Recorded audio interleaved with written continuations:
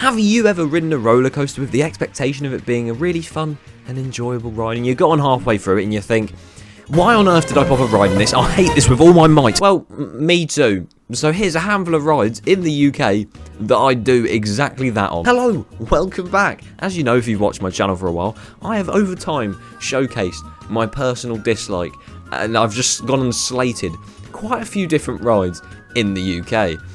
I've only done it a bit. Now, obviously, I don't mean to be a downer on any parks or anything, but some rides I genuinely believe need to be knocked down because they are unbearable. In fact, I've actually already headed to Flamingo Land to increase the capacity of Hero by adding an extra one of them. I've mentioned the name now, we may as well start with it. Oh my Christ. Hero at Flamingo Land in Yorkshire. This is, up there with some of the worst roller coasters I've ever ridden in my life. You step into what feels and well, it basically is a torture chamber and embark on what's about to be your last ride on it ever.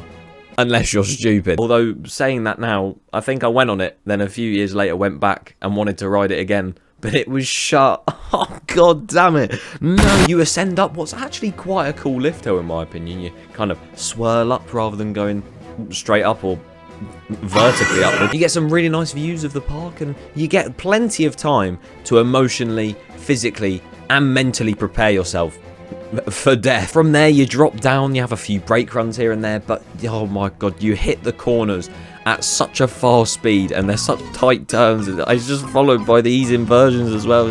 And it's not even like it does much anyway. It just drops down, goes into a turn. Oh, look, an inversion.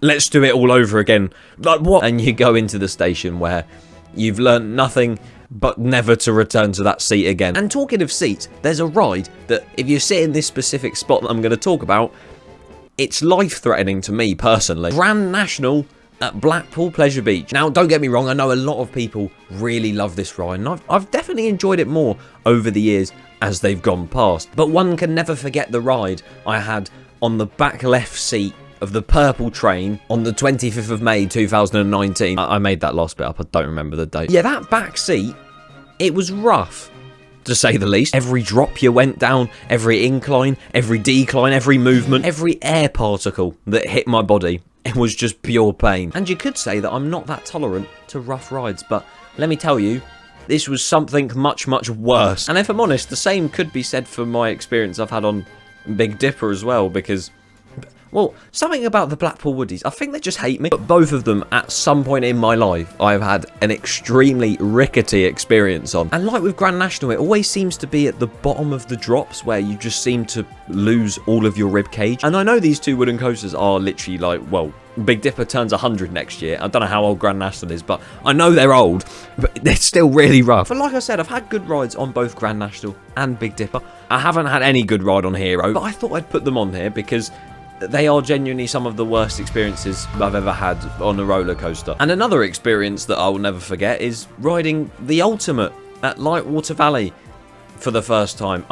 Bro, this list so far has just been Blackpool and Yorkshire. I feel really bad. Yeah, the Ultimate is questionable to say the least. It's manufactured by British Rail, so you already know from that you're heavily at risk. The first section, despite the lift hill taking about 3 years, is quite enjoyable. It's floaty over those hills and the turns aren't too bad, and then you go into this little bunny hill section, which is really fun.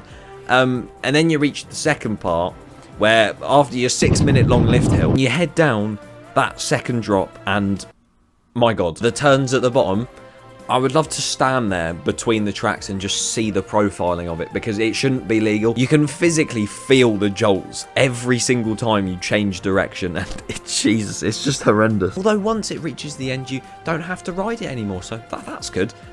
Well, not that you can ride it anymore, because it's a bit dead. Although I'm not going to lie, I would love to ride it again, because I only did it once. It would be quite fun to have another go. And to be fair, I find that quite a bit with Infusion at Blackpool as well. Oh my god, it's another Blackpool one, I'm sorry. Though with that one, I ride it every time and I'm like, you know what, I'll give it a second chance, even though this will be like my 10th time going on it. And every time I do it, I get off and I wonder why I decided to. It's not an awful ride per se, but it's just the fact that some parts of it are incredibly headbang inducing. And, well, especially on those corkscrews towards the end, just, jeez. And yeah, the thing is, I say all this, but when I next go to these parks, I'll probably ride them again because I'm stupid. I just don't like them much at all. It's all for comedic effect, I promise. On a more positive note, if you want to see more than 5, in fact 50, of my favourite roller coasters in the world, click here. I promise you, Hero is number 1.